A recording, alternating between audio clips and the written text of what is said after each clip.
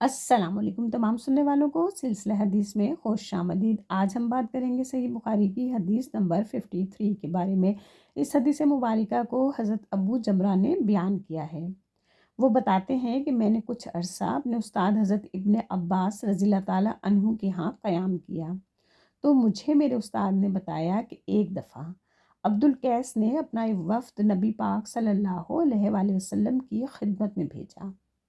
اس وفد نے نبی پاک صلی اللہ علیہ وآلہ وسلم سے کچھ ایسی باتوں کے بارے میں پوچھا جن کے کرنے سے ان کی جنت میں داخل ہونے کی خواہش پوری ہو سکے، اور اس کے ساتھ ہی انہوں نے نبی پاک صلی اللہ علیہ وآلہ وسلم سے کچھ مشروبات یعنی شراب وغیرہ کے بارے میں پوچھا۔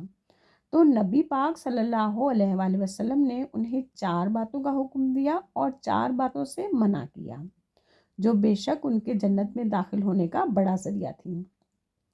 تو چلیے آئیے چلتے ہیں حدیث مبارکہ کی طرف، اور پھر اس کے بعد حدیث مبارکہ کی مختصر وضاحت بھی بیان کی جائے گی۔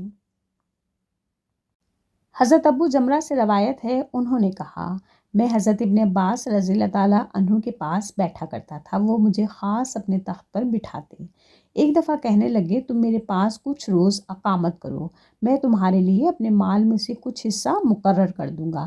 تو میں ان کے ہاں 2 ماہ تک اقامت پذیر رہا۔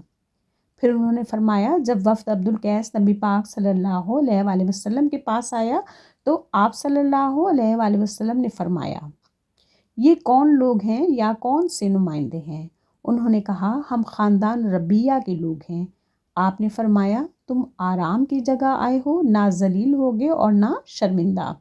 پھر ان لوگوں نے عرض کیا اے اللہ کے رسول، ہم ماہ حرام کے علاوہ دوسرے دنوں میں آپ کے پاس نہیں آ سکتے، کیونکہ ہمارے اور آپ کے درمیان کفار مضر کا قبیلہ رہتا ہے، لہٰذا آپ خلاصے کے طور پر ہمیں کوئی ایسی بات بتا دیں کہ ہم اپنے پیچھے والوں کو اس کی اطلاع کر دیں اور ہم سب اس پر عمل کرنے سے جنت میں داخل ہو جائیں۔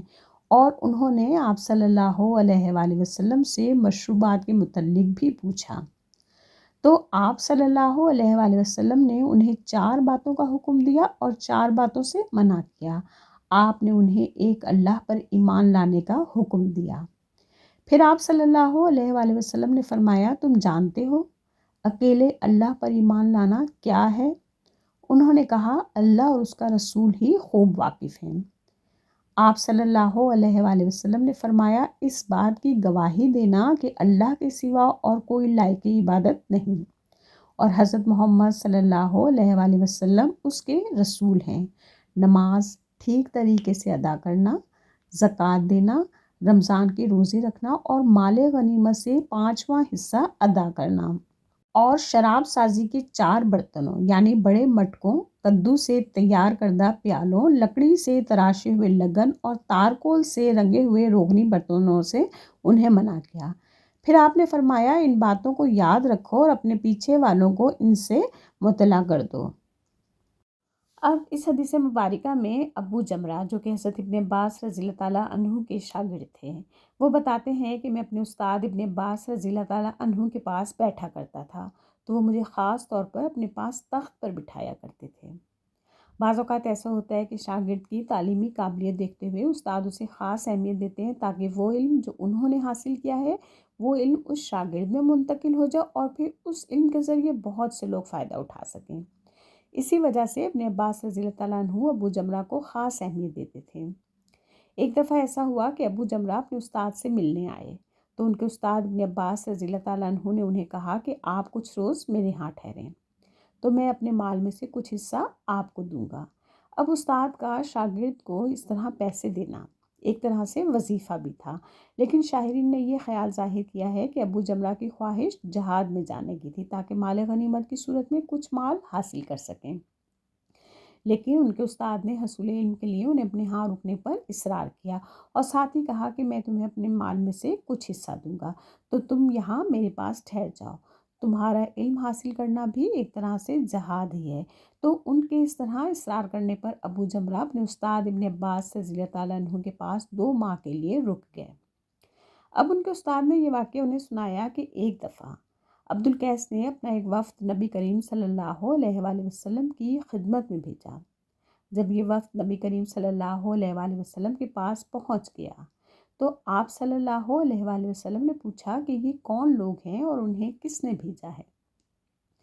نبی پاک صلی اللہ علیہ وآلہ وسلم کا اس طرح لوگوں کا بیک گراؤنڈ معلوم کرنے کا صرف یہ مقصد ہوتا تھا کہ لوگوں کو ان کے علاقوں کے حساب سے جو مخصوص مسائل انہیں درپیش ہیں اس حساب سے انہیں تعلیم دی جائے تاکہ وہ دین کو آسان اور بہتر طریقے سے سمجھ سکیں۔ تو جب ان لوگوں نے اپنا تعارف کروایا تو نبی پاک صلی اللہ علیہ وآلہ وسلم نے فرمایا کہ تم آرام کی جگہ آئے ہو، نہ ذلیل ہوگے اور نہ شرمندہ۔ یہ عربوں کا ایک خاص انداز ہوتا تھا، یعنی کسی کو بہت پرجوش طریقے سے ویلکم کرنا، کہ تمہیں خوش آمدید کہتے ہیں، تم آرام سے آؤ، اللہ تمہیں ہر طرح کی رسوائی اور ندامت سے بچائے، تمہیں ہمارے ہاں کسی بھی قسم کی کوئی تکلیف نہیں ہوگی۔ پھر ان لوگوں نے عرض کیا، اے اللہ کے رسول، ہم ماہ حرام کے علاوہ دوسرے مہینوں میں آپ کے پاس نہیں آ سکتے کیونکہ ہمارے اور آپ کے درمیان کفار مضر کا قبیلہ رہتا ہے۔ اب ماہ حرام میں وہ 4 مہینے حرمت والے جن کی کفار بہت زیادہ تعظیم کرتے تھے، اور ان 4 مہینوں میں وہ کسی پر بھی ہاتھ نہیں اٹھاتے تھے، اور ہر طرح کی جنگ، لڑائی، فساد ان 4 مہینوں میں بالکل ختم ہو جاتا تھا۔ اور وہ 4 مہینے کون سے تھے؟ وہ 4 مہینے رجب، ذوالقعدہ، ذی الحج اور محرم۔ تو ربیہ قبیلہ اور مضر قبیلہ، ان دونوں کے درمیان جنگ چل رہی تھی، اور ربیہ قبیلے کے لوگوں نے اسلام قبول کر لیا تھا جبکہ مضر قبیلہ کے لوگ نان مسلم تھے۔ تو ربیہ کے لوگوں نے ان بابرکت مہینوں سے فائدہ اٹھایا اور نبی پاک صلی اللہ علیہ وآلہ وسلم کی خدمت میں پہنچ گئے، کیونکہ اگر وہ حرمت والے مہینوں کے علاوہ نبی پاک صلی اللہ علیہ وآلہ وسلم کی خدمت میں حاضر ہوتے تو راستے میں مضر قبیلہ پڑتا، تو دشمنی ہونے کی صورت میں وہ ان پر حملہ بھی کر سکتے تھے۔ تو وفد کے ارکان نے نبی پاک صلی اللہ علیہ وآلہ وسلم سے درخواست کی کہ آپ ہمیں کچھ ایسا بتائیے، کچھ حکم دیجئے کہ جب ہم واپس اپنے قبیلے میں جائیں تو ان کو بتا سکیں کہ وہ کون سے اعمال ہیں جن کے کرنے سے ہم جنت میں داخل ہو سکتے ہیں۔ پھر اس کے ساتھ ہی انہوں نے مشروبات یعنی شرابوں کے بارے میں پوچھا، تو آپ صلی اللہ علیہ وآلہ وسلم نے انہیں 4 باتوں کا حکم دیا اور 4 باتوں سے منع کیا۔ وہ 4 احکامات کون سے تھے جو نبی پاک صلی اللہ علیہ وآلہ وسلم نے انہیں دیے؟ وہ احکامات یہ تھے: نمبر 1، ایک اللہ پر ایمان لانا اور اس بات کی گواہی دینا کہ اللہ کے سوا اور کوئی عبادت کے لائق نہیں، اور حضرت محمد صلی اللہ علیہ وآلہ وسلم اللہ کے رسول ہیں۔ نمبر 2، نماز ادا کرنا۔ نمبر 3، زکوٰۃ دینا۔ نمبر 4، رمضان کے روزے رکھنا۔ اس کے ساتھ ہی نبی پاک صلی اللہ علیہ وآلہ وسلم نے انہیں مال غنیمت سے 5واں حصہ ادا کرنے کا کہا، جسے خمس کہتے ہیں۔ یہ حصہ بیت المال میں جمع کروایا جاتا ہے، چونکہ اس وقت نبی پاک صلی اللہ علیہ وآلہ وسلم کو تمام امور چلانے کے لیے روپے پیسے کی شدید ضرورت تھی، اور ان کا اپنا بھی کوئی ذریعہ معاش نہیں تھا، اور ظاہری بات ہے تبلیغ دین کے لیے ان کی مصروفیات اور ذمہ داریاں اس قدر بڑھ گئی تھیں، اور ان ذمہ داریوں اور تبلیغ کے اس وسیع تر کام کے ہوتے ہوئے ان کے لیے کمانا بھی بہت مشکل تھا۔ ابتدا میں تو حضرت خدیجہ الکبریٰ رضی اللہ تعالیٰ عنہا نے جو اپنا مال تھا وہ سارے کا سارا نبی پاک صلی اللہ علیہ وآلہ وسلم کی خدمت میں پیش کر دیا تھا، اور اسی سے سلسلہ بھی چلتا رہا۔ لیکن جب اللہ پاک نے مال غنیمت میں خمس کا حکم دیا تو نبی پاک صلی اللہ علیہ وآلہ وسلم کے لیے کچھ آسانی پیدا ہو گئی۔ خمس یعنی مال غنیمت کا 5واں حصہ۔ اب اس حصے میں اللہ پاک نے کس کس کو شریک ٹھہرایا؟ سورہ انفال کی آیت نمبر 75 میں ہے، اور جان لو کہ تم جو مال غنیمت حاصل کرو تو اس کا 5واں حصہ خاص اللہ کے لیے اور رسول کے لیے اور رسول کے رشتہ داروں کے لیے اور یتیموں، مسکینوں اور مسافروں کے لیے ہے۔ اب آپ تھوڑی دیر کے لیے سوچئے کہ نبی پاک صلی اللہ علیہ وآلہ وسلم کو کتنی فتوحات حاصل ہوئیں اور مال غنیمت بھی ان کے حصے میں آیا، لیکن ان کا رہن سہن، ان کا کھانا پینا، ان کا لباس کیسا تھا؟ ازواج مطہرات کیسا پہنتی اوڑھتی تھیں؟ یہ بات بے شک ہم میں سے اکثر لوگ جانتے ہیں۔ خیر، پھر نبی کریم صلی اللہ علیہ وآلہ وسلم نے عبد القیس کے وفد کو جن 4 باتوں سے منع کیا، آئیے دیکھتے ہیں وہ کون سی 4 باتیں تھیں۔ نبی پاک صلی اللہ علیہ وآلہ وسلم نے انہیں شراب بنانے کے 4 برتنوں کے استعمال سے منع فرمایا، چونکہ ان 4 قسم کے مخصوص برتنوں میں شراب تیار کی جاتی تھی، اور اب شراب حرام ہونے کی وجہ سے ان کا تیار کرنا بھی ناجائز تھا۔ تو نبی کریم صلی اللہ علیہ وآلہ وسلم نے ان 4 برتنوں کے استعمال سے انہیں منع کیا، جس میں بڑے مٹکے تھے جنہیں عربی میں ہنتم کہتے ہیں۔ یہ مٹکے جو تھے یہ مٹی بالوں اور خون کو ملا کر انہیں گوندھ کر تیار کیے جاتے تھے۔ پھر دبا کے استعمال سے منع کیا۔ دبا ایک بڑا سا کدو جسے پمپکن کہتے ہیں، اس کو اندر سے خالی کر کے اسے برتن کی شکل دی جاتی تھی، اور پھر اس میں وہ لوگ شراب تیار کرتے تھے۔ اور پھر انہیں نقیر سے منع کیا۔ نقیر نقرہ یعنی کھودنا۔